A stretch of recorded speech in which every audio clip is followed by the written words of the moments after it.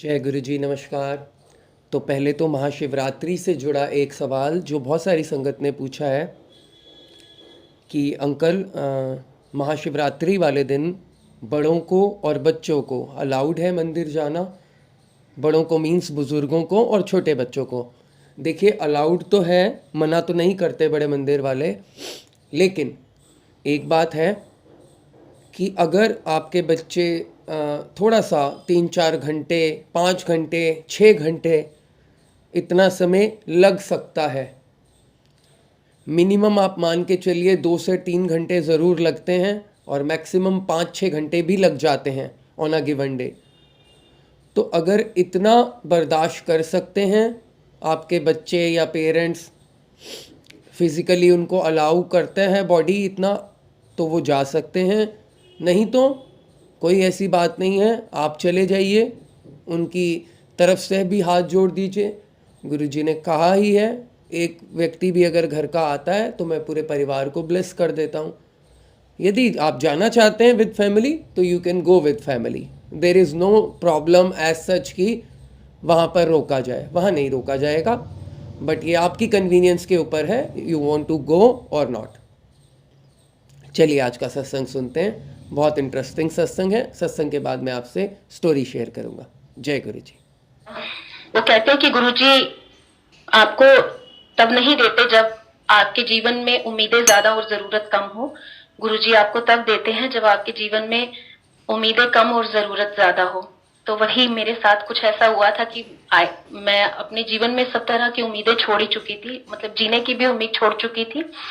तो उस वक्त गुरुजी ने मेरा हाथ थामा और गुरुजी ने मुझे उस प्रॉब्लम से निकाला जिसकी शायद मुझे जरूरत बहुत ज्यादा थी और उम्मीदें बहुत ही कम थी मुझे कि शायद मैं इस प्रॉब्लम से कभी निकल भी पाऊंगी अपने जीवन में।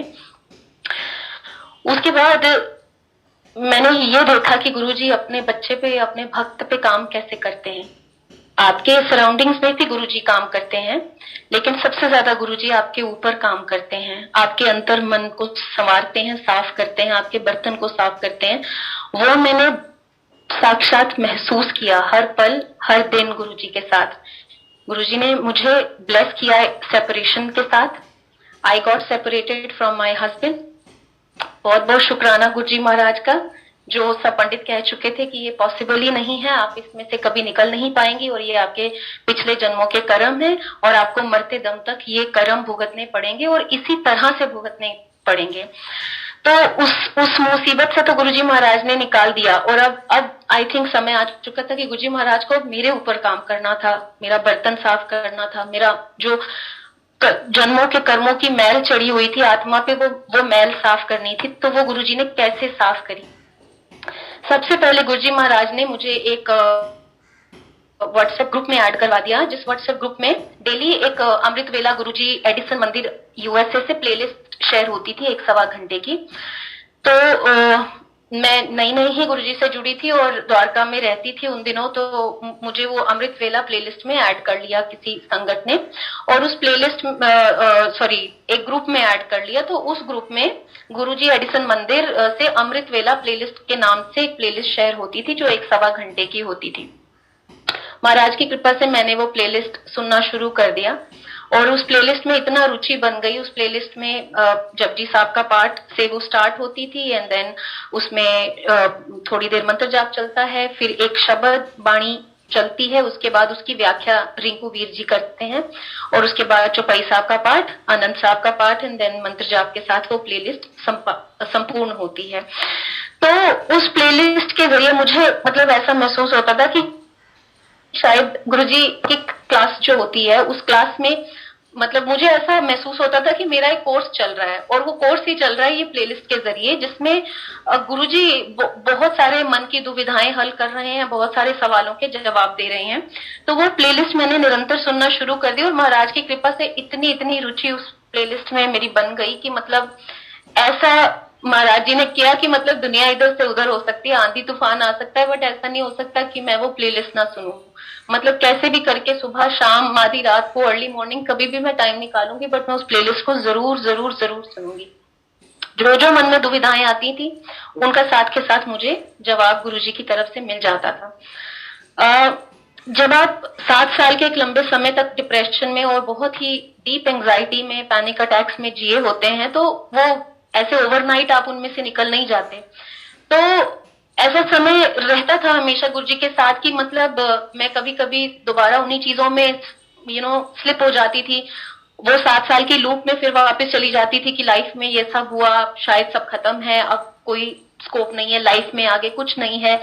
जब जब मैं उस नेगेटिविटी में जाती थी या जब ये मैं सोचने लग जाती थी कि मतलब मेरे साथ ऐसा क्यों हुआ, मतलब इतना सब, मतलब that too in such a young age, कि मतलब मैं ऐसे पता नहीं सेल्फ पिटी में जा चुकी थी या मैं खुद को बहुत दुखियारी अबला समझने लग गई थी कि मेरे साथ शायद बहुत बुरा हो गया और बहुत ही खराब हुआ मेरे साथ। तो एक बार मतलब एक दिन मैं ऐसी सोच में चली गई और मैं सोच रही थी कि ये सब मेरे साथ क्यों हुआ। तो उसी दिन जो अमृत वेले की प्लेलिस्ट आई मेरे फोन में और मैंने सुना, तो उसमें एक शब्द चला और रिंकू वीर जी ने व्याख्या में बताया कि कभी कभी जो गुरु प्रभु होता है वो आपके जीवन में सुख दुख और भूख की दात भेजता है। तो जो दुख और जो भूख आपको गुरु के दर ले जाए या गुरु के चरणों से जोड़ दे, तो वो दुख आपके जीवन की सबसे बड़ी ब्लेसिंग होती है। क्योंकि जब आपके जीवन में दुख आता है तो दो ही चीजें किसी भी इंसान के साथ होती है, या तो वो इंसान बुरी आदतों में पड़ जाता है, ड्रिंक की हैबिट में चले जाएंगे, स्मोकिंग की हैबिट में चले जाएंगे, किसी भी गलत हैबिट में चले जाएंगे अपने उस दुख को काटने के लिए, अपने उस डिप्रेशन को काटने के लिए। और और दूसरा चीज आपके साथ पॉसिबिलिटी ये है कि आप उस दुख में गुरु आपका हाथ थाम ले और गुरु आपको अपने चरणों में शरण दे दे। जिस इंसान के जीवन में दुख आए और वो उस दुख के जरिए गुरु की शरण में पहुंच जाए, तो वो गुरु का भेजी हुई दात होता है। तो कभी भी उस दुख से दुखी नहीं होना आपने, उसको गुरु की दात समझ के एक्सेप्ट करना है और शुक्राना करना है कि गुरु महाराज तेरा बहुत बहुत शुक्र है, तूने ये मेरे जीवन में दुख भेजा और इसके जरिए मुझे अपने साथ जोड़ा। इमेजिन मैं मतलब सुबह ये चीजें सोच रही हूँ और शाम तक अमृत वेला की प्लेलिस्ट में वो जवाब मिल गया। मतलब ये गुरुजी के तरीके हैं अपने भक्त के साथ, वो कभी भी आपको संशय में नहीं रहने देंगे। एक बार उन्होंने आपका हाथ पकड़ लिया है तो वो कभी भी ज्यादा लंबे समय तक आपको संशय में नहीं रहने देंगे, दुविधा में नहीं रहने देंगे, क्वेश्चन में नहीं रहने देंगे। ही विल मेक श्योर कि समय समय पर आप तक जवाब पहुंच रहा है कि गुरुजी आपके जीवन में क्या कर रहे हैं, कैसे कर रहे हैं, so that you and Guruji are in sync, are in line. तो इस तरह से सो सिमिलरली मतलब प्लेलिस्ट चलती रही, गुरुजी महाराज के सत्संग चलते रहे, सुबह शाम जब समय मिलता था ऑफिस के साथ में सत्संग सुनती थी। अब हुआ क्या कि जैसे मैंने कल अपने सत्संग में बताया था कि 21 मार्च 2019 को मैं गुरुजी के मंदिर पहुंची और मुझे एक स्ट्रेंज संगत में किसी एक बिल्कुल स्ट्रेंज, जिनको मैं जानती नहीं थी, उन लेडी ने मुझे एक बात बोली थी कि आज का दिन घर जाके अपनी डायरी पे नोट कर लेना क्योंकि आज से आपकी जिंदगी बदलने वाली है। उस समय तो मैंने कल के सत्संग में भी बोला कि मुझे लगा कि मतलब गुरु की प्रमोशन हो रही है। सॉरी, मेरी कम बुद्धि थी, छोटी बुद्धि थी और मैंने ऐसी बात कही कि यहाँ शायद ये कोई नए गुरु आ गए हैं दिल्ली में और इनकी रैंडमली कुछ इन्होंने संगत बीच में रखी है जो गुरु की प्रमोशन कर रहे हैं कि आज का दिन घर जाके डायरी पे नोट कर लो। लीस्ट आई न्यू कि गुरुजी महाराज साक्षात बड़े मंदिर में विराजमान है और वो आप तक अपना संदेश किसी न किसी माध्यम से पहुंचाते हैं। और मेरे लिए इससे बड़ी बड़भाग्यता क्या होगी कि मैं पहले ही दिन अपने जीवन में पहले ही दिन बड़े मंदिर गई और पहले ही दिन गुरु महाराज जी ने मुझे ये संदेश दिया कि आज से आपकी जिंदगी बदलने वाली है। और श्योर इनफ वो दिन आया 2 महीने के अंदर। हालांकि मैं वो बात भूल भी चुकी थी, मैंने एक कान से सुनी दूसरे से निकाल दी कि दिन नोट कर लेना आपकी जिंदगी बदल जाएगी। लेकिन 21 मार्च 2019 के बाद 2 महीने के अंदर इतनी सारी गुरुजी की ब्लेसिंग्स हुई जीवन में कि मतलब मैं मजबूर हो गई कि एक दिन मैं डायरी और पेन उठा के लिटरली गूगल कैलेंडर खोल के फोन पे मतलब ये फाइंड आउट कर रही थी कि हम किस दिन बड़े मंदिर गए थे। और then I connected the dots कि उस दिन होली थी, थर्सडे था, हमारा फास्ट था, पूर्णिमा भी थी because it was full moon night that day. तो कैलेंडर पे निकल के आया 21 मार्च 2019 और sure enough I wrote on my diary कि 21 मार्च 2019 से मेरी जिंदगी हमेशा के लिए बदल गई। शुक्राना गुरुजी महाराज। That diary still with me, it's written in bold on my diary. And Waheguru ji. उसके बाद क्या हुआ कि 10 May, I really want to share this thing with you because this is a beautiful satsang जो मेरे दिल के बहुत करीब है। 10 मई 2019 को हम मालवीय नगर में, मैं अपने हस्बैंड के साथ रहती थी और मेरा रियल ब्रदर कुछ दिनों के लिए मेरे साथ रह रहा था। और उन्हीं कुछ दिनों में महाराज जी ने ऐसी लीला बरताई कि my brother, my parents, they got convinced कि नहीं, मतलब हमारी बेटी एक गलत जगह है और या हमारी बेटी को हमें यहाँ से निकालना है। तो 10 मई 2019 की रात को I was told by my parents that pack your bags, we are not living here any more. I was packing my bag and I was crying constantly. मैं लगातार रो रही थी, और लेकिन रो मैं इसलिए नहीं रही थी कि मैं अपने बैग पैक कर रही हूँ या फॉरएवर मैं इस घर को छोड़ रही हूँ। मैं रो शुक्राने में रही थी कि गुरुजी महाराज, मैंने सोचा नहीं था कि शायद इस मेरे जीवन में ये पल मैं देख पाऊंगी जिस दिन मैं वाकई इस पिंजरे से, इस जेल से छूट पाऊंगी। एंड मैं बैग पैक कर रही थी और रो रही थी और मनी मन सिर्फ गुरुजी को एक बात बोल रही थी, Guruji thank you so much, Guruji thank you so much. Because मैंने नहीं सोचा था कि शायद ये दिन आएगा या I will be able to see the light of this day where I will really pack my bag and I will move out of this prison, and that too with the support of my family. Only you can do this possible Guruji. तो जब हम वहां से move किए, हम मालवीय नगर में रहते थे, तो ऑब्वियसली हम हिमाचल से हैं, तो दिल्ली में प्योरली जॉब के पर्पज से रह रहे हैं with no relatives, no friends at all. मैं और मेरे भाई ने मतलब ऑलमोस्ट अपना बेडशीट्स में, हमारे पास कुछ ज्यादा सामान भी नहीं था, हमने बेडशीट्स में गठरियां बांधी अपने सामान की।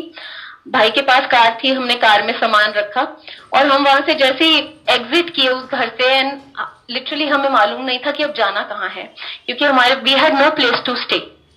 तो मेरे भाई ने अपने एक फ्रेंड को कॉल किया कि ऐसे ऐसे हमारे साथ हो गया है, तो मैं और मेरी सिस्टर हैं और अभी वी हैव नो क्लू कि हम कहाँ जाएं, तो क्या हम एक रात के लिए आपके यहाँ रुक सकते हैं? तो मेरे ब्रदर के फ्रेंड ने बोला कि कमाल कर दिया आपने, मोस्ट वेलकम, एक दिन छोड़ के आप जितने दिन चाहे रहो, आपकी बहन मेरी बहन में कोई फर्क नहीं है। सो नीडलेस टू आस्क, हम वसंत कुंज में गए और हमने वहां सामान रखा। ऑब्वियसली मैं उस वक्त स्टेट ऑफ शॉक में ही थी, completely in a state of shock. अभी भी रियलाइज नहीं हो रहा था कि ये सब सच में हो रहा है। ऐसे लग रहा था शायद ये सपना है और सुबह उठेंगे तो सपना टूट जाएगा और ये सत्य नहीं है, ये सब मिथ चल रहा है शायद। हमने वहां सामान रखा और मेरे भाई ने मुझे बोला कि prepare yourself, I know you are completely broken from inside, but prepare yourself, क्योंकि कल हमें विमेन सेल जाना है, हमें पुलिस को फेस करना है, हमें लॉयर से मिलना है और हमें कल बहुत कुछ करना है। We have a long day tomorrow, तो you can't afford to be broken and weak, so prepare yourself, pull up your socks didi, because we have a long battle to fight now. अभी तो begin हुई हैं चीजें। And मतलब मैं इस state में थी कि मैं अपने भाई को बोल रही थी कि भाई ये मेरे बस का नहीं है, मैं नहीं कर पाऊंगी, I won't be able to do it. तो हम वसंत कुंज में, मतलब उन्होंने हमें एक रूम दे दिया ब्रदर के फ्रेंड ने, उसमें हमने अपना सामान रखा है, मैं और मेरा भाई बैठे हैं और हम डिस्कस कर रहे हैं कि कल हम क्या करेंगे, किसको फोन करेंगे, किसकी हेल्प लेंगे, कहाँ जाएंगे और कैसे चीजें करेंगे सारी।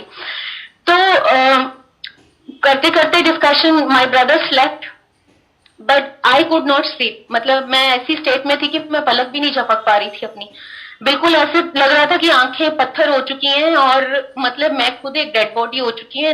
आई have no strength in me, I am zero on confidence, zero on my moral, zero on my strength, मैं कुछ नहीं कर सकती। तो अब मैं बैठी हूँ and my brother was saying कि सो जाओ, it's very late, we have to get up tomorrow morning. और मैं मनी मन ये सोच रही हूँ कि मैं नहीं कर सकती, I have no strength to face police, to go to women's cell, to talk to police, to tell them my story, and then to meet lawyers, tell them my story and fight this case, go to court. No, no, no, no, no. While I was thinking this, at least I knew that Guruji is around. Guruji साथ है और गुरुजी सब कर रहे हैं, because मैं absolutely नहीं, अभी जस्ट 2 महीने ही हुए थे गुरुजी से जुड़े हुए। तो सडनली मतलब मेरे मन में एक बहुत स्ट्रांग आवाज आती है। मैं नहीं बोलूंगी कि मेरे को आवाज सुनी गुरु जी की, बट एक बहुत ही स्ट्रांग आवाज आती है that pick up your phone, pick up your headphones and go to washroom. तो मुझे ऐसा लगा कि मतलब मेरा दिमाग शायद ऐसे सनक सा गया है और मैं पता नहीं ये क्यों सोच रही हूँ। हालांकि मुझे मुझे इतना समझ आ रहा था कि ये गुरुजी बोल रहे हैं, बट मुझे ऐसा लग रहा था कि नहीं, मैं इनसेन हो गई हूँ और मैं ऐसा सोच रही हूँ। तो मैंने सोचा कि नहीं नहीं, ये मेरे अपने मन के भ्रम है, वहम है, ऐसा कुछ नहीं है। Again that instruction comes from inside. I said pick up your phone, pick up your headphone, go to the washroom. It was I think 12 o'clock, 1 o'clock in the midnight. Lights were closed. हम एक strange घर में थे। Brother मेरा सो चुका था। He was asking me कि आप भी सो जाओ, we have a long day tomorrow. और मुझे नींद आ नहीं रही थी।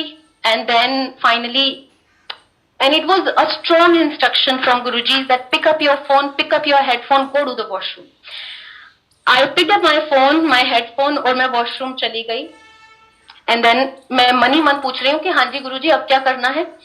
तो गुरुजी ने बोला कि हेडफोन लगाओ, कान में डालो और दंगल सॉन्ग का टाइटल ट्रैक सुनो। अब मतलब मैं लिटरली ये सोच रही हूँ कि ये गुरुजी नहीं है, मतलब मैं इनसेन हो चुकी हूँ, मेरा दिमाग खराब हो चुका है। एक तो मैं कंप्लीटली, मुझे लग रहा है आई लॉस्ट माय माइंड, और ऊपर से मुझे गुरुजी के अजीब अजीब ये भ्रम से आने लग गए जो मुझे लग रहा है कि मुझे गुरुजी बोल रहे हैं। तो मुझे लग रहा है कि ये तो बहुत ही वियर्ड है कि मतलब मैं रात के 1 बजे वॉशरूम में हेडफोन और फोन लेके आ गई हूँ और मेरा अंदर से आवाज आ रही है कि दंगल का टाइटल ट्रैक लगाओ और फुल वॉल्यूम पे सुनो। तो मैं खड़ी हूँ, इमेजिन मैं वॉशरूम के अंदर खड़ी हूँ कुंडी लगा के, और मुझे समझ ही नहीं आ रहा है कि मैं क्या करूं। अगेन अंदर से इंस्ट्रक्शन आती है that play Dangal title track full volume, here it. Sure enough with Guruji's instruction आप नहीं भी करना चाहोगे, गुरुजी हैज इननंबरेबल वेज, उन्होंने जो काम आपसे करवाना है वो करवा ही लेना है। वो आपकी बुद्धि पलट देंगे, आपका मनोवृत्ति पलट देंगे और वो अपना काम आपसे करवाएंगे। मैं दंगल का टाइटल ट्रैक लगाती हूँ। वो बच्ची गुरुजी की जो कह रही है कि गुरुजी मैं दुनिया को फेस ही नहीं कर सकती, मतलब बेटर है कि आप मुझे कल की सुबह दिखाओ ही मत, लेकिन ये जंग मैं नहीं लड़ सकती गुरुजी, मेरे बस का नहीं है ये सब करना। उस बच्चे को गुरुजी देखिए किस तरह से प्रिपेयर करते हैं उस बैटल के लिए। मैं दंगल का, मैंने ये मूवी भी नहीं देखी है, ना मैंने वो दंगल का कहीं बजता हुआ सॉन्ग सुन लिया होगा, कभी उस गाने को सीरियसली नहीं सुना। दंगल का टाइटल ट्रैक मैं लगाती हूँ, मैं उसका फुल वॉल्यूम करती हूँ एज पर गुरुजी's इंस्ट्रक्शन, कान में हेडफोन लगाती हूँ और गाना शुरू हो जाता है। जैसे ही वो गाना शुरू होता है तो वो गाना मतलब मुझे ऐसा लगा कि मेरे अंदर उतर रहा है, और गाने की वर्डिंग्स ऐसे जैसे बिल्कुल मतलब लिखी गई हैं मेरे लिए और मेरी सिचुएशन पे, और वो गुरुजी की इंस्ट्रक्शंस है मेरे लिए। एंड द सॉन्ग गोज, माँ के पेट से मरघट तक है तेरी कहानी, पग पग प्यारे दंगल दंगल। पहली टीचिंग गुरुजी ने मुझे दी कि बेटा ये दंगल अभी का नहीं है तुम्हारा, मतलब ये मेरी इंटरप्रिटेशन है जो गुरुजी ने मुझे सिखाई, मुझे नहीं मालूम कि गाने की एक्चुअल इंटरप्रिटेशन भी ये है या नहीं। तो गुरुजी ने मुझे पहला लेसन ये दिया कि बेटा ये मत सोचो कि this is the only battle that you have to fight. जब आप माँ के पेट से जन्म लेते हो और मरघट यानी जब तक आप शमशान भूमि तक पहुंचते हो, ये जीवन एक जंग है। माँ के पेट से मरघट तक है तेरी कहानी, पग पग प्यारे दंगल दंगल। मतलब वो गाना चल रहा है और मुझे समझ आ रहा है, इट्स लाइक कि आपकी रूह में उतर रहा है वो सॉन्ग और आपको कुछ चीजें ना परमानेंटली समझ आ रही हैं। आगे की लाइन श्योर इनफ जो पंडितों ने कहा था कि आपके स्टार्स बहुत वीक हैं, आपका सूर्य नीच में है, केतु इधर है, राहु इधर है, आप मतलब आपकी मैरिज पर्सपेक्टिव से आप बहुत अनलकी हो और आपका हस्बैंड हमेशा आप पे हावी रहेगा क्योंकि आपका हस्बैंड के चार्ट्स बहुत स्ट्रांग हैं, उसका शनि बहुत स्ट्रांग है। ये मतलब 10 तरह की चीजें मुझे पंडितों ने, जो सो कॉल्ड इंडिया के बेस्ट एस्ट्रोलॉजर्स थे, उन्होंने बता रखी थी कि वो हमेशा ही आप पे हावी रहेगा, आप ठीक होके भी कभी ठीक नहीं प्रूव हो पाओगे, एंड आप उसके चंगुल से भी छूट नहीं पाओगे।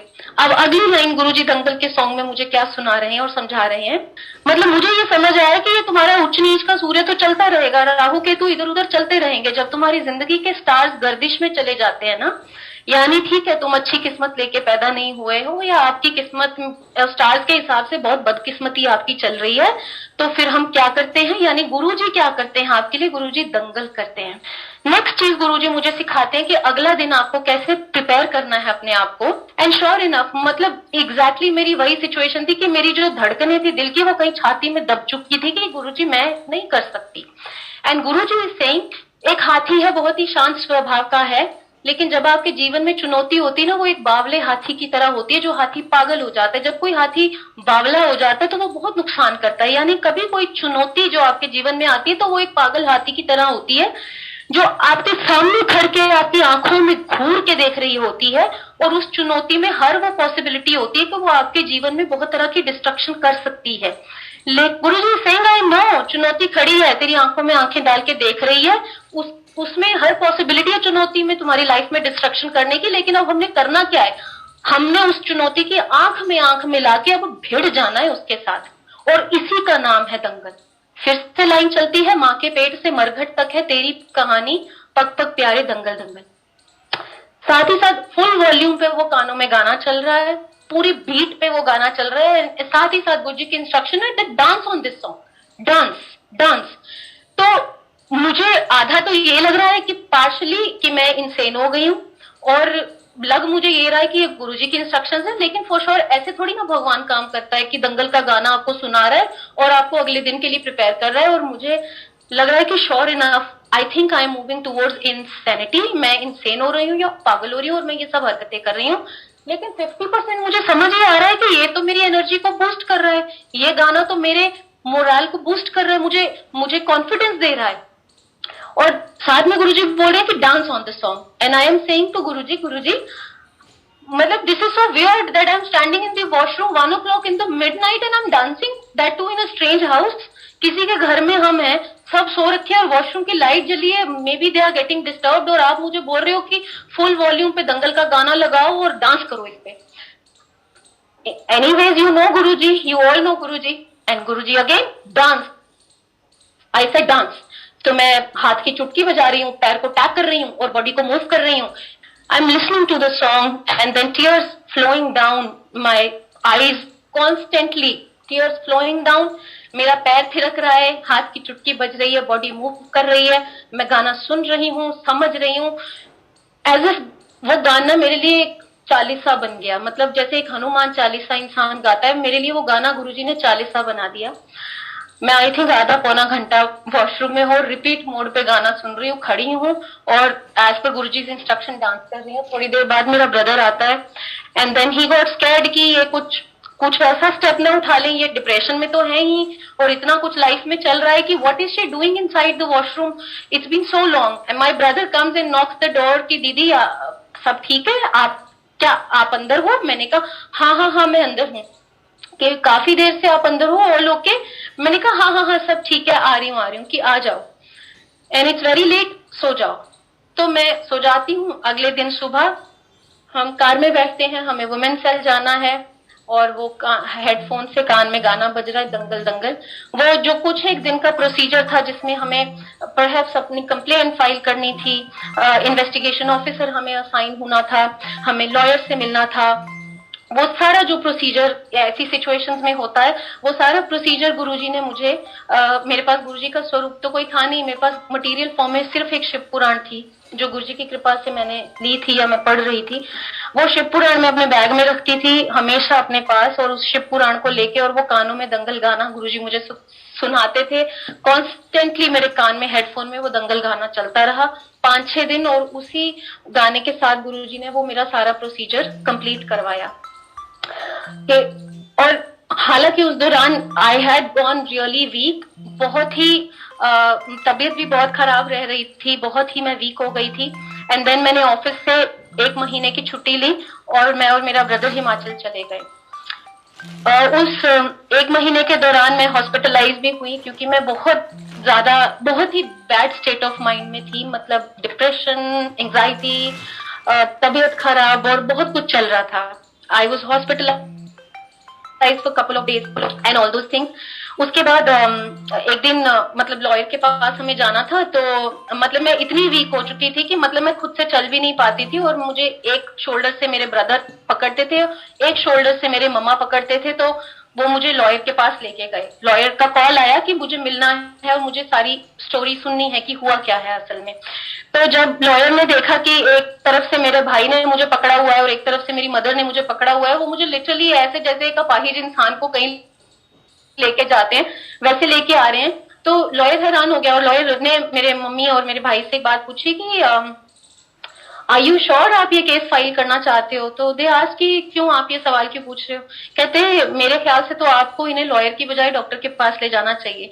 जो लड़की खुद चल नहीं पा रही है, वो लड़की बयान कर देगी जाके कोर्ट में, तो ये तो बोल ही नहीं पा रही है। और आई थिंक आप इन्हें ले जाइए, पहले आप इनको ठीक करिए, आप इनका ट्रीटमेंट कराइए, इनको ठीक करिए। जब ये ठीक हो जाएं, खुद से चल फिर पाए, बात करने की हालत में हो, तब इन्हें मेरे पास लेके आइएगा। कोर्ट केसेस तो चलते रहेंगे, जान है तो जहान है, ये बचेंगी तो केस लड़ेंगी ना अपना। तो इस तरह से उन्होंने कहा। एंड देन हम घर आ गए। अब मैं 1 महीने की छुट्टी पे थी, साथ ही साथ गुरुजी अपना काम कर रहे थे। धीरे धीरे गुरुजी ने मुझे हील किया, वो प्लेलिस्ट चलती रही, सवालों के जवाब मिलते रहे। और एक दिन क्या हुआ कि मेरे सिस्टर घर आए। This is a very beautiful thing. मेरे sister, I have an elder sister, मेरे सिस्टर घर आए और शी इज मैरिड। तो वो घर आई तो मैं सबको घर में गुरुजी के बारे में बता रही थी कि ये गुरुजी हैं और ये साक्षात महादेव हैं। गुरुजी इस ब्रह्मांड की सबसे बड़ी शक्ति हैं, गुरुजी इस पूरे कायनात के मालिक हैं, आप इनको मानिए। मतलब ही इज अमेजिंग, गुरुजी की दुनिया अमेजिंग है। तो मैं अपनी मम्मी को, दीदी को, सबको ये बात बताती थी। तो मेरे मम्मी के ऑलरेडी गुरु हैं, मेरे सिस्टर ऑलरेडी मतलब कृष्ण जी की बहुत बड़ी भक्त है थी, मैं कह सकती हूँ। आप तो गुरुजी की बहुत स्ट्रॉन्ग बिलीवर हैं, बट उस समय वो कृष्ण जी को बहुत मानती थी, अभी भी मानती हैं। तो मतलब वो थोड़ा सा मुझसे उनका डिस्कनेक्ट रहा कि मतलब ऐसा नहीं होता कि कोई गुरु ह्यूमन फॉर्म में है और वो खुद साक्षात महादेव है। गुरु गुरु ही होता है और प्रभु प्रभु ही होता है। तो मैं उनको समझाती थी कि नहीं, ऐसा नहीं है, ये वाकई में साक्षात महादेव हैं और ये धरती पे आए हैं। ये तो गुरु तो इन्होंने ऐसे ही मतलब बड़प्पन था इनका, या इन्होंने गुरु एक ओहदा अपने आप को दे दिया। मैं दीदी को बोलती, मम्मी को बोलती कि मम्मी नहीं, ये गुरु जी नहीं है, ये महादेव है, ये साक्षात निरंकार है। सो खैर गुरु जी ही वो सोजी देते हैं और गुरु जी ही वो विश्वास जगाते हैं। तो हम कभी किसी को कन्विंस नहीं कर सकते कि गुरु जी महादेव हैं।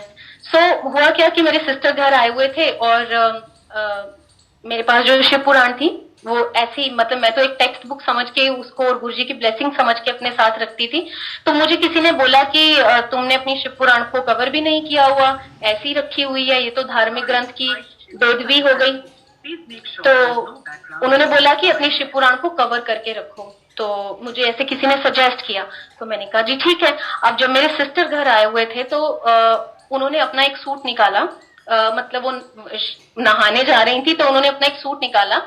तो that was a very beautiful suit, और उस सूट का जो दुपट्टा उनका था ना, वो दुपट्टा देख के आई डोंट नो मुझे क्या हुआ, बट मैंने वो दुपट्टा उठाया और मैंने दीदी को बोला कि दीदी आपका दुपट्टा बहुत ही खूबसूरत है। आपको पता है गुरुजी ऐसे दुपट्टे लेते हैं, जैसे गुरुजी के मैंने जितने भी फेसबुक पे या देखे हैं स्वरूप, तो गुरुजी ऐसा दुपट्टा हमेशा अपने चोले के साथ गले में स्टोल कैरी करते हैं।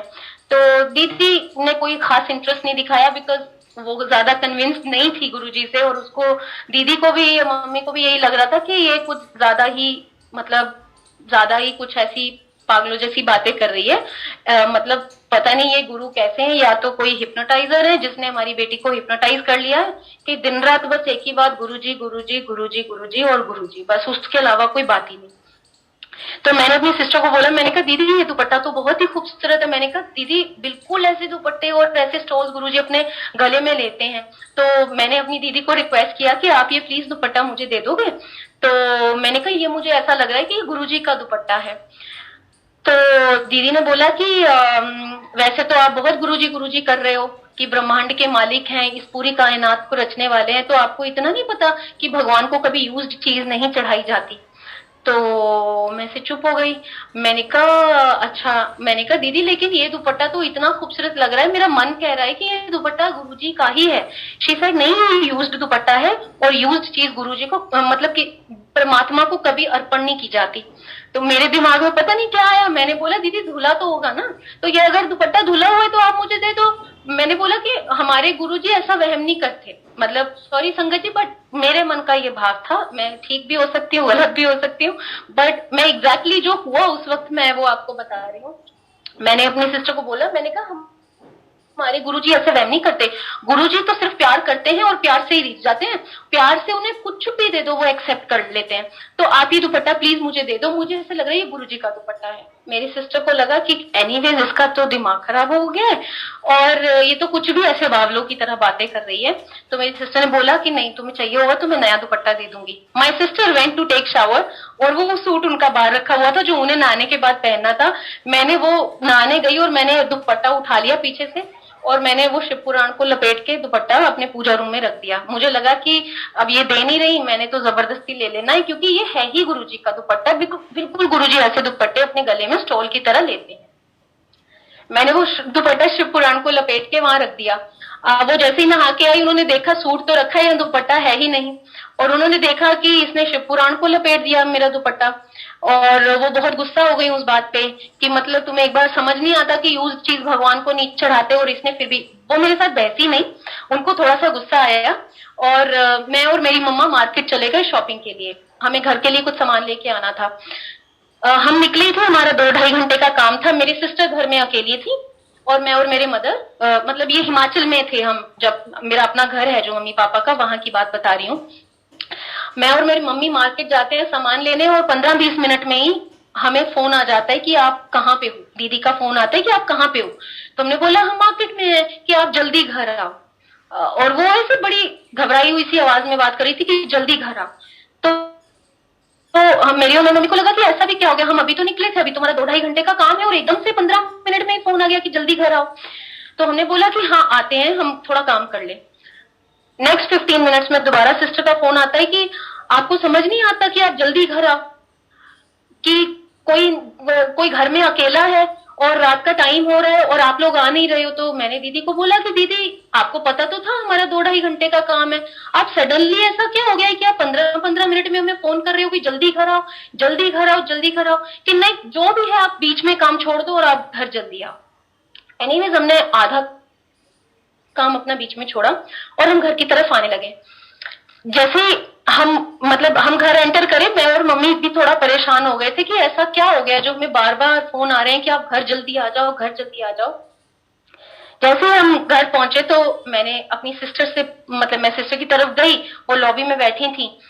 तो मतलब मेरे सिस्टर का एक अजीब सा ही चेहरा उस वक्त हो रखा था। आप ये कह सकते हैं कि 80% तो वो गुस्से में थी और एक 20% कुछ एक अलग ही नूर रूहानियत सी उनके चेहरे पे थी।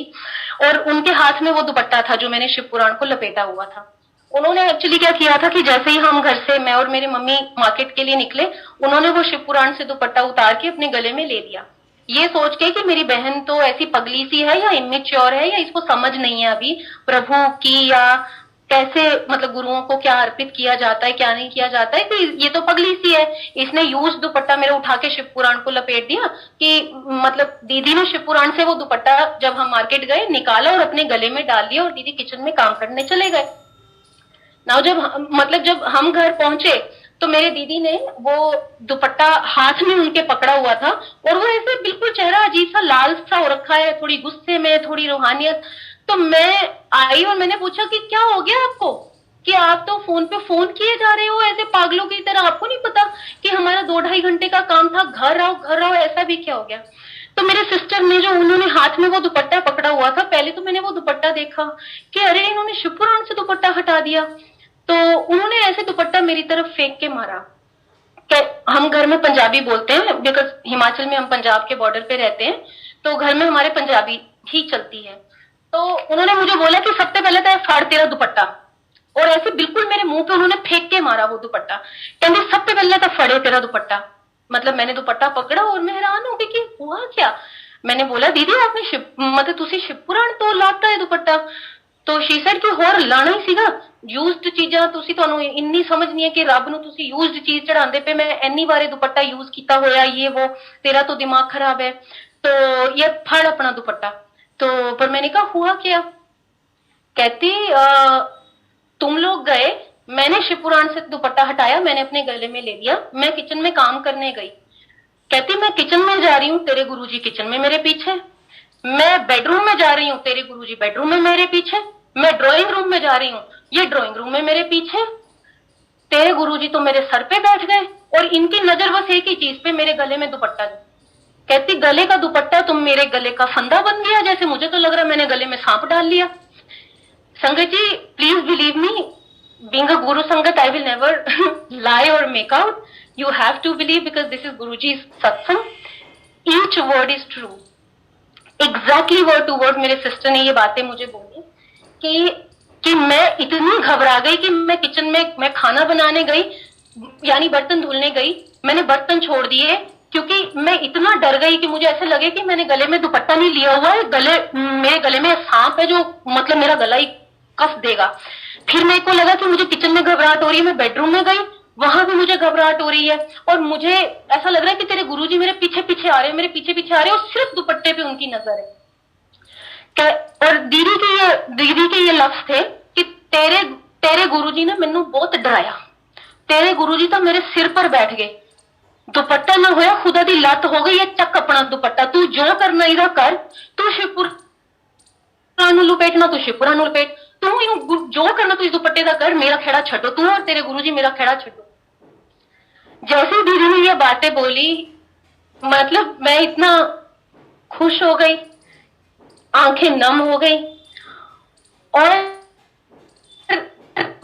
मतलब मैं आपको बता नहीं सकती कि मैंने क्या फील किया मतलब मैंने पहले तो उस दुपट्टे को चूमा अपने सीने से कस के लगाया मैंने कहा गुरुजी मतलब सच में आपको ये दुपट्टा पसंद आया था कि मतलब मैं इंसैनिटी में नहीं ये बातें कर रही थी जैसे मेरे सिस्टर या मेरे मम्मी बोल रहे हैं कि ये पागल हो गई है या ये गुरु शायद कोई हिप्नोटाइजर है जिन्होंने हमारी बेटी को हिप्नोटाइज कर लिया है ये अजीब अजीब सी हरकतें कर रही है तो पहला तो गुरुजी ने मुझे विश्वास दिलाया कि no this is not insanity आप पागल नहीं हो रहे हो ये गुरु का प्रेम है जो आप पे बरस रहा है गुरु आपको अपनी मौजूदगी का एहसास दिला रहा है और जो भी आप कर रहे हो वो गुरु की रजा है गुरु एक बार आपका हाथ पकड़ लेता है आपको जो मन में भाव आ रहे हैं वो आपके गुरु के हुक्म में आ रहे हैं गुरु की रजा में आ रहे हैं क्योंकि मैं अभी भी 50% ऐसे डावाडोल रहती थी कि क्या मैं पागल तो नहीं मतलब ऐसे बिहेव कर रही क्या वाकई गुरुजी मुझसे करवा रहे हैं तो कि कहीं मेरी मम्मी और दीदी ठीक तो नहीं बोल रहे कि मैं हिप्नोटाइज हो रही हूँ या कुछ ऐसा वो हमेशा एक डबल माइंडेड सी स्टेज में मैं रहती थी कि मैं ठीक हूँ या जो मेरे आसपास के लोग हैं जो वो बोल रहे हैं वो ठीक है तो सबसे पहले तो मतलब मैंने दुपट्टे को चूमा अपने सीने से लगाया मैं कहा गुरुजी वाकई आपको ये दुपट्टा सच में पसंद आया था ये यानी मेरे मन का भ्रम नहीं था तो मैंने बोला Guruji thank you so much Guruji love you so much Guruji आप आए हमारे घर में आप इस फ्लैट में थे the next question I asked my sister कि दीदी गुरुजी कैसे मतलब आपको ऐसे दीवारों में विजन दिखे या बिल्कुल हमारे जैसे आप और मैं और एक फिजिकल फॉर्म में हम चलते हैं मैंने कहा ऐसे आपके पीछे पीछे किचन में आए या ड्राइंग रूम में आए या बेडरूम में आए माय सिस्टर वो बिल्कुल ही डिफरेंट वो थी वो पता नहीं घबराई हुई थी डरी हुई थी या जो शी सेड मुझे तुमसे कोई बात नहीं करनी मैंने तुम्हें दुपट्टा दे दिया मेरा पीछा छोड़ो और मुझे ये दुपट्टा अब चाहिए भी नहीं ठीक है तो मैंने दीदी को एक ही बात बोली मैं कहा दीदी आप गलत फहमी में हो मैंने कहा ये महादेव हैं ये इस पूरे ब्रह्मांड के मालिक हैं ये सिर्फ प्रेम करना जानते हैं मैंने कहा ये कभी डरा नहीं सकते आपने जो एक बात बोली ना कि तेरे गुरुजी ने मैंने बहुत डराया ये तो मेरे सिर पर बैठ गए कि दुपट्टा नहीं होया खुदा दी लात हो गई ये चक दुपट्टा है नॉल मैंने कहा गुरुजी कभी डरा नहीं सकते शायद आप गुरुजी को अभी जानते नहीं हो गुरुजी सिर्फ प्रेम की भाषा जानते हैं और प्रेम ही करना जानते हैं तो उन्होंने आपको डराया नहीं मुझे नहीं मालूम आपको क्या फील हुआ मैंने कहा लेकिन गुरुजी हैं गुरुजी हैं गुरुजी हैं तो मैंने ऑब्वियसली मेरे लिए वो मतलब गुरुजी का चोजन दुपट्टा बन गया और मैंने वो दुपट्टा दोबारा शिव पुराण को लपेटा और वो आज तक मेरी शिव पुराण को दुपट्टा लिपटा हुआ है और मुझे कहीं ना कहीं मेरे मन में ये भाव आया पता नहीं मेरे मन का भाव है सही भी हो सकता है गलत भी हो सकता है कि जब जब जब मतलब आप पे रीझता है, या जब प्रभु आपसे प्रेम करता है, तो प्रभु सिर्फ आपसे प्रेम ही चाहता है इन रिटर्न। तो जब प्रभु आप पे रीझता है तो वो विधि विधानों से भी ऊपर उठ जाता है। वो आई थिंक प्रभु, गुरु जी ये भी नहीं देखते कि ये यूज्ड है अनयूज्ड है। गुरु जी शायद उसमें सिर्फ आपका प्रेम देखते हैं, और वो प्रेम से उस यूज्ड चीज को भी एक्सेप्ट कर लेते हैं जो शायद आपने खुद ही पहन रखी है। मतलब ऐसा मेरे मन में भाव आया। अब उसी शिव पुराण के साथ, उसी दुपट्टे के साथ मुझे दोबारा अश्योरेंस कैसे हुई कि वो वाकई महादेव का खुद का चोजन दुपट्टा है और ब्लेस्ड दुपट्टा है। वो शिव पुराण को मैंने दुपट्टा लपेट लिया। 1 महीने की छुट्टी के बाद जब मैं थोड़ा इस पोजीशन में आ गई कि मैं दोबारा ऑफिस रिज्यूम कर सकती थी, तो मैं वापस दिल्ली आई। दिल्ली में हमने ऑब्वियसली मालवीय नगर का घर तो छोड़ चुके थे जहां मैं अपने हस्बैंड के साथ रहती थी, तो हमने द्वारका में एक बहुत छोटा सा फ्लैट अपने लिए फाइनल किया और मैं और मेरा ब्रदर वहां शिफ्ट हुए। जब हम उस फ्लैट में शिफ्ट हुए तो मतलब सारा सामान हमारा कार्टन्स में पैक्ड था, तो एक ही चीज बाहर रहती थी हमेशा, वो थी मेरी शिव पुराण, और वो मेरे लैपटॉप के बैग में हमेशा रहती थी। तो जब हम मतलब फ्लैट में शिफ्ट हुए, ऑफिस से आए शाम को, तो मैंने और मेरे ब्रदर ने डिसाइड किया कि अब हम चाय बनाते हैं और गुरुजी को भोग लगाते हैं और फिर धीरे धीरे अपना सामान अनपैक करेंगे। तो हम हमारे कार्टन में ना तो हमें सामान ज्यादा मिल रहा था, धूप बत्ती जोत जलाने के लिए सब कहाँ कहाँ पैक था, वी डिड नॉट नो। शिवपुराणी बाहर थी, हमने शिवपुराण एक टेबल पे रखी और एक कटोरी ली हमने और कटोरी में जोत जला ली, क्योंकि जोत जलाने वाला वो हमें मिल नहीं रही थी जोतदानी। तो कटोरी में हमने जोत जलाई। जोत जलाने के बाद मैंने वो कटोरी उठा के शिवपुराण के ऊपर, यानी जिसमें दुपट्टा लिपटा हुआ था उसके ऊपर वो रख दी कटोरी। तो मेरे ब्रदर ने मुझे हालांकि टोका भी कि आप पागल हो, आप दुपट्टे के ऊपर रख रहे हो, दुपट्टा जल जाएगा, कटोरी गर्म हो जाएगी। तो मैंने अपने ब्रदर को बोला, मैंने कहा ये दुपट्टा नहीं जल सकता, ये डिवाइन दुपट्टा है, ये गुरु जी ने खुद चूज किया है, this is a blessed dupatta, तो ये नहीं जलेगा।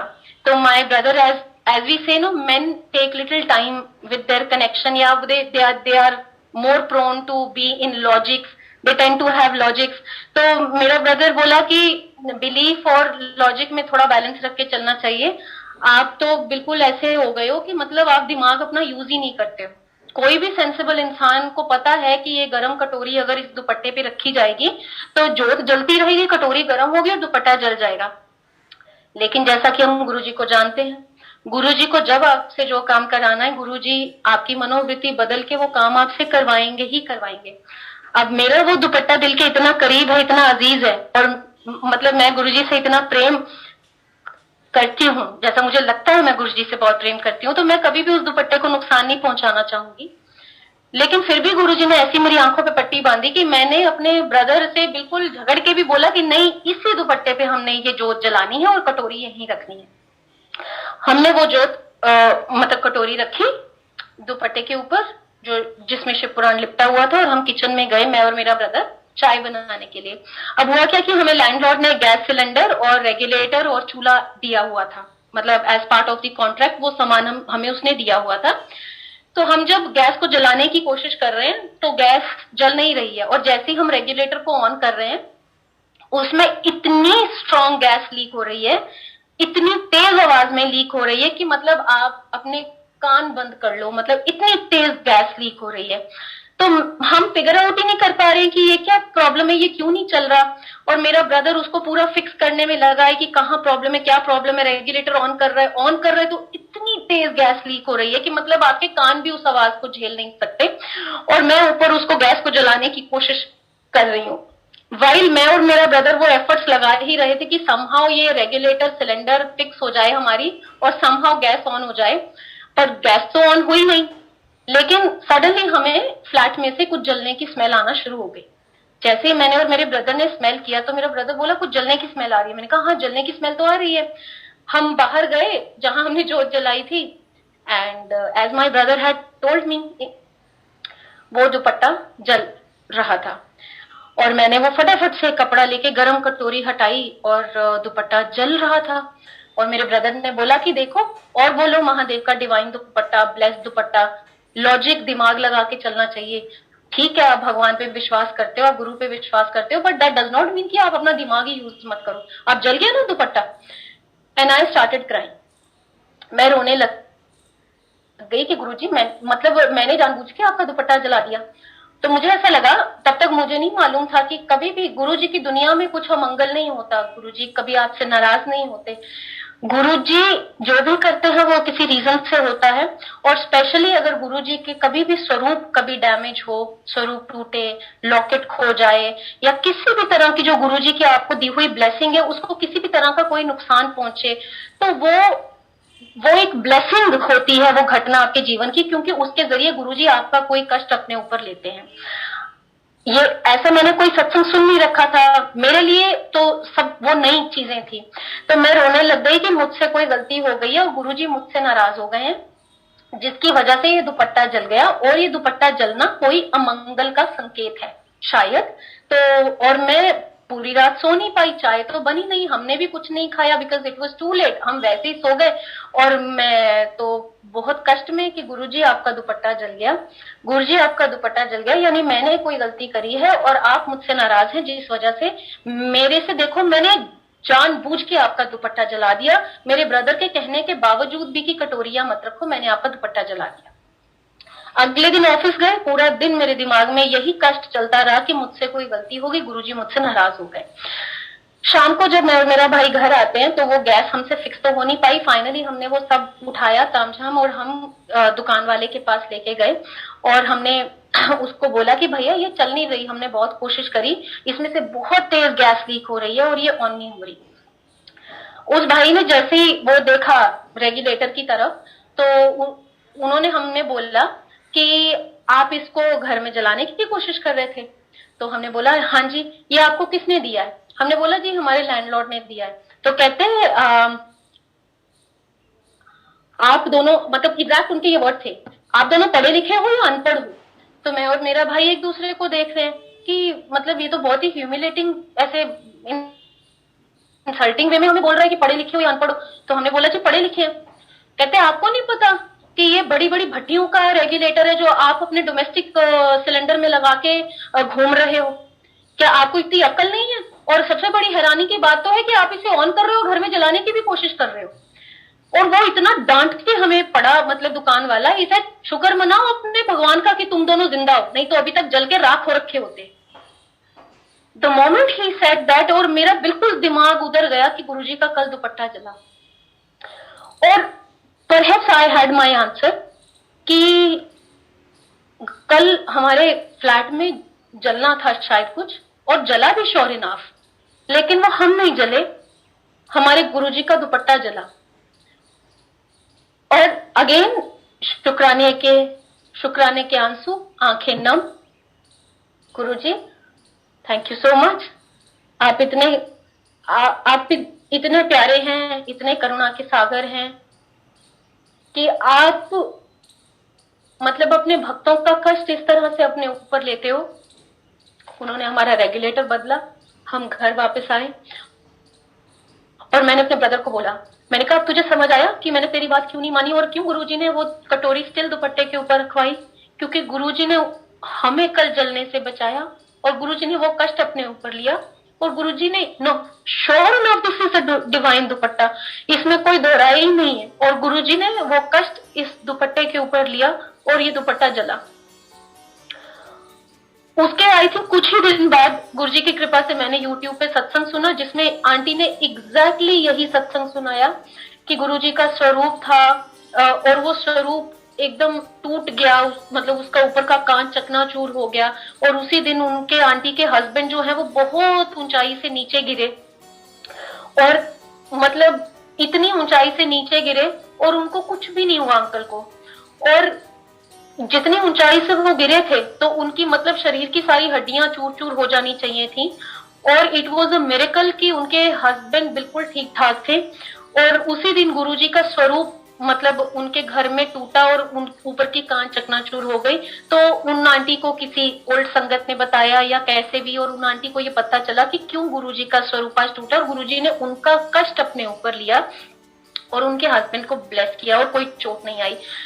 तो अगेन मतलब वो अफर्मेशन कहते ना, जो चीज गुरुजी ने आपको समझाई और गुरुजी उसके ऊपर स्टैंप भी दोबारा अच्छे से लगाते हैं, समझा के आपको कि ये किया है गुरु ने आपके जीवन में, इस तरह से आपको ब्लेसिंग दी है ताकि आप एक स्टेट ऑफ शुक्राने में रहो हमेशा। जय गुरु जी, जय गुरु जी। थैंक यू आंटी, आपने अपना सत्संग, अपनी जर्नी शेयर करी। And we all hope and pray to Guru ji कि आपके लाइफ में जो भी स्ट्रगल चल रहा है या जो आपके लाइफ में पास में स्ट्रगल रहा, सब कुछ गुरु जी ठीक करें। जल्द से जल्द आपका जीवन फिर से पटरी पर आए। गुरु जी ने हाथ पकड़ा है तो ज़रूर गुरु जी साथ लेकर चलेंगे। एंड आई एम श्योर बहुत सारे संगत को आज बहुत से सवालों के जवाब मिले होंगे। आइए अब स्टोरी की तरफ चलते हैं। गुरुजी सत्संग ब्लेसिंग्स यूट्यूब चैनल पर आप हैं, मैं नितिन अंकल हूँ। रोज़ इसी तरह मैं आपके सामने पहले संगत का सत्संग रखता हूँ और सत्संग के बाद एक स्टोरी।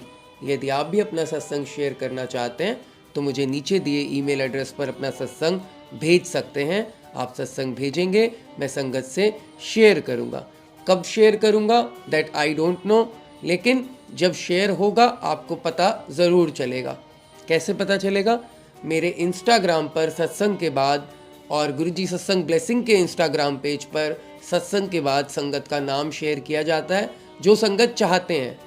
कई संगत होते हैं जो अपना नाम नहीं शेयर करना चाहते तो उनका नाम नहीं शेयर करते। यदि आपको कभी सत्संग भेजना है और नाम नहीं शेयर करना चाहते हैं तो ईमेल में मुझे लिख दीजिएगा साथ में कि please don't disclose our name. कई संगत लिख देते हैं तो उनका नाम नहीं शेयर करते। आइए सुनते हैं आज की स्टोरी। जय गुरु जी। एक समय गुरु नानक देव और उनका चेला मर्दाना अमीनाबाद गए। वहाँ पर एक गरीब किसान लालू ने उन्हें भोजन के लिए आमंत्रित किया। उसने यथाशक्ति रोटी और साग इन दोनों को भोजन के लिए दिए। तभी गांव के अत्याचारी जमींदार मलिक भग्गू का एक सेवक वहां आया। उसने कहा, मेरे मालिक ने आपको भोजन के लिए आमंत्रित किया है। बार बार मिन्नत करने पर गुरु नानक लालू की रोटी साथ लेकर मलिक भग्गू के घर चले गए। मलिक भग्गू ने उनका आदर सत्कार किया, उनको भोजन के लिए उत्तम पकवान भी परोसे, लेकिन उससे रहा नहीं गया। उसने पूछा कि आप मेरे निमंत्रण पर आने में इतना संकोच क्यों कर रहे थे? उस गरीब किसान की सूखी रोटी में ऐसा क्या स्वाद है जो मेरे पकवान में नहीं? इस बात को सुनकर गुरु नानक ने एक हाथ में लालू की रोटी ली और दूसरे हाथ में मलिक भग्गू की रोटी ली और दोनों को दबाया। उसी वक्त लालू की रोटी से दूध की धारा बहने लगी, जबकि मलिक भग्गू की रोटी से खून की धारा बह निकली। गुरु नानक देव बोले, भाई लालू के घर की सूखी रोटी में प्रेम और ईमानदारी मिली हुई है। तुम्हारा धन गलत तरीके से कमाया हुआ है, इसमें मासूम लोगों का खून मिला हुआ है, जिसका यह प्रमाण है। इसी कारण मैंने लालू के घर भोजन खाना पसंद किया। जय गुरु जी। यह सब देखकर मलिक भग्गू उनके पैरों में गिर गया और आगे से अपने बुरे कर्मों का त्याग करने का गुरु नानक देव जी को वादा किया। जय गुरु जी। आई होप आपको आज का सत्संग, आज की स्टोरी अच्छी लगी होगी। यदि अच्छी लगी तो मुझे लाइक और कमेंट करके ज़रूर बताइएगा कैसा लगा आपको सत्संग एंड स्टोरी। मैं आपसे बहुत जल्द मिलूँगा, जैसे गुरु जी की आज्ञा होगी। I will see you very very soon. Till then take care of your health and your family. Thank you very much. Bye bye. जय गुरु जी।